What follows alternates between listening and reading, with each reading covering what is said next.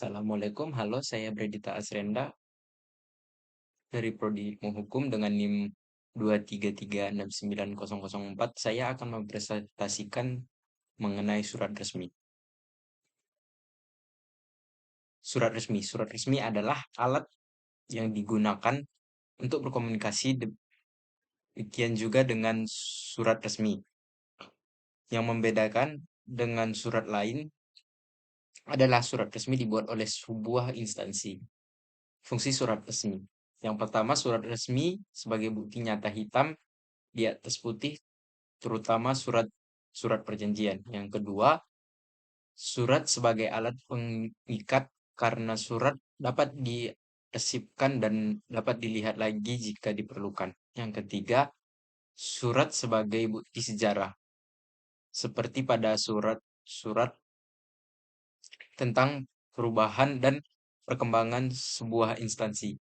Yang keempat, surat sebagai pedoman kerja seperti surat keputusan atau surat dalam surat dapat berbentuk pernyataan, pemberitahuan, pernyataan, permintaan, permohonan, laporan, dan lain-lain. Ciri-ciri surat resmi, yang pertama menggunakan kop surat apabila dikeluarkan oleh organisasi. Yang kedua, ada nomor surat, lampiran, dan perihal. Yang ketiga, menggunakan salam pembuka dan penutup yang lazim. Yang keempat, penggunaan ragam bahasa resmi. Yang kelima, menyertakan cap atau stempel dari lembaga resmi. Yang keenam, ada aturan format baku. Berikutnya adalah struktur surat resmi. Yang pertama adalah kepala surat atau kop surat. Kepala surat terletak di bagian paling atas dan memuat nama instansi, logo instansi, alamat, nomor telepon, email, dan faksimail.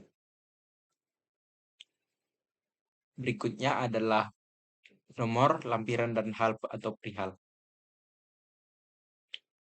Nomor surat lampiran dapat dan perihal diletakkan di satu tempat yang sama. Berikutnya tanggal penulisan. Tanggal penulisan mengacu pada tanggal saat pembuatan surat yang dilakukan. Setelah itu alamat surat. Alamat surat memuat nama lengkap, identitas, atau alamat dari pihak yang akan dikirimkan surat. Berikutnya adalah salam pembuka. Pada umumnya salam pembuka dengan surat resmi dalam surat resmi adalah dengan hormat dan tidak boleh disingkat karena salam pembuka menunjukkan hormat di awal surat. Berikutnya adalah paragraf. Paragraf berisi 3 bagian, yakni alinea pembuka, alinea pokok, dan alinea penutup. Selanjutnya salam penutup. Salam penutup adalah salam hormat penulis surat terhadap pihak yang akan menerima surat.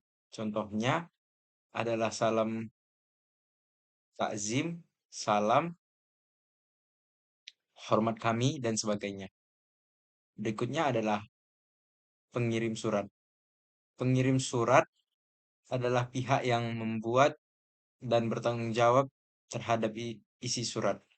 Terdapat 5 unsur penting, di antaranya jabatan pengirim, tanda tangan, stempel atau cap dinas, nama terang pengirim, dan keterangan lain seperti nomor induk pegawai atau NIP. Berikutnya kaidah bahasa surat resmi, kata ganti. Pada surat resmi, kata ganti yang digunakan adalah saya, Anda, kami, kita, dan beliau. Kemudian kata sapaan. Kata sapaan di dalam surat resmi ditulis dengan menggunakan kata sapaan istilah kekerabatan seperti bapak, ibu, dan saudara. Contohnya, Dr. Yuda Amrullah, AKBP, Ika Rusdiana, Menteri Keuangan Sri Mulyani. Penggunaan huruf kapital, titik, dan tanda koma. Huruf kapital digunakan pada awal kalimat, nama orang, hari, dan bulan, nama tempat, dan nama jabatan. Sedangkan tanda koma digunakan untuk memisahkan tempat dan tanggal, tempat dan gelar, serta nama dan gelar.